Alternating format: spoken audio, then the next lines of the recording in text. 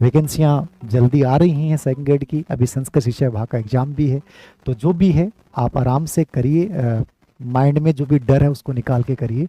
मेरे अनुसार इस रणनीति को फॉलो करते हैं तो सिलेक्शन 100% हो जाएगा, इसमें कोई नंबर 2 पे बिंदु पे आते हैं, सर सेल्फ करते हैं तो मैं कैसे करें। भाई कोचिंग आप करते हैं तो कोचिंग में आपको कंप्लीटली इनके सबके नोट्स लिखाए जाएंगे, तो आपको नोट्स बनाने की आवश्यकता नहीं है। लेकिन जरूरी थोड़ी है कि वो नोट्स जो आपको लिखाए जाएं वो बहुत सही हो। तो आप इसके लिए काम कर सकते हैं, यदि आप कोचिंग कर रहे हैं तो आपको एक एक गाइड जो बहुत शॉर्ट हो और बहुत अच्छी गाइड हो वो साथ में रखें, और उनमें से जो चीज़ आपको लगती है कि नई चीज़ है तो वो कोचिंग के नोट्स में अपडेट कर लें। यदि कोचिंग करते हैं, कोचिंग नहीं कर रहे हैं, आप यदि सेल्फ कर रहे हैं तो सर क्या हमें नोट्स बनाने चाहिए क्या।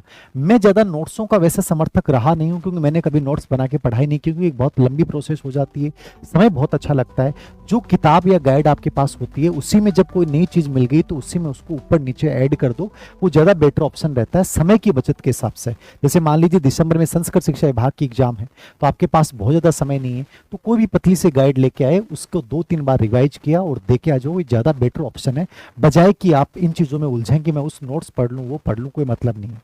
आप जो पढ़ रहे हो बढ़िया है, हर कोचिंग के नोट्स लगभग सेम होंगे, लगभग गाइडेंस सेम होंगी, लगभग कंटेंट सेम होगा, बस 2 से 3% ऊपर नीचे होता है। और उसमें भी सबसे इंपॉर्टेंट आपका इंट्यूशन, आपको इतना जागरूक रहना पड़ता है कि आपको ये पता चलना चाहिए कि सर मुझे ये छोड़ना है और ये मुझे रखना है, और उसके लिए आपको PYQ हर समय हल करने पड़ते हैं, तब जाके तुम डिफरेंट बनते हो। तुम ये सोचते हो कि मैं कोचिंग कर लूंगा और सिलेक्शन हो जाएगा, कदापि नहीं होगा, क्योंकि कोचिंग से सक्सेस रेशियो 0.1% ही होता है।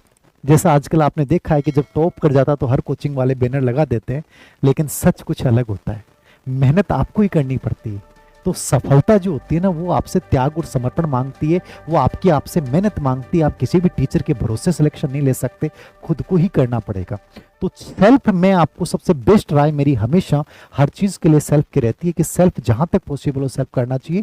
फिर भी आपको समझ में नहीं आ रहा, आप कोचिंग कर सकते हैं, और कोचिंग के नोट्स के अलावा फिर कोई एक पतली गाइड रखिए, उसके अलावा ज्यादा भटकिए मत कि मैं उस कोचिंग से कर रहा हूँ सर, उसके पढ़ लूँ उसके पढ़ लूँ, कोई मतलब नहीं। इसके साथ आप PYQ हर टाइम हल करें।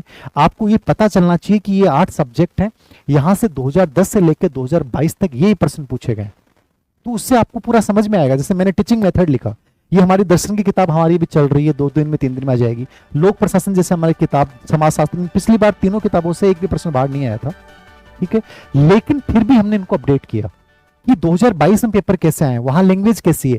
तो जैसे ये टीचर करता है, लेखक करता है, वो बच्चा, पढ़ने वाला बच्चा भी कर सकता है कि 2022 का पेपर पैटर्न क्या कहता है, 20 का क्या कहता है, 18 का क्या कहता है, 16 का क्या कहता है।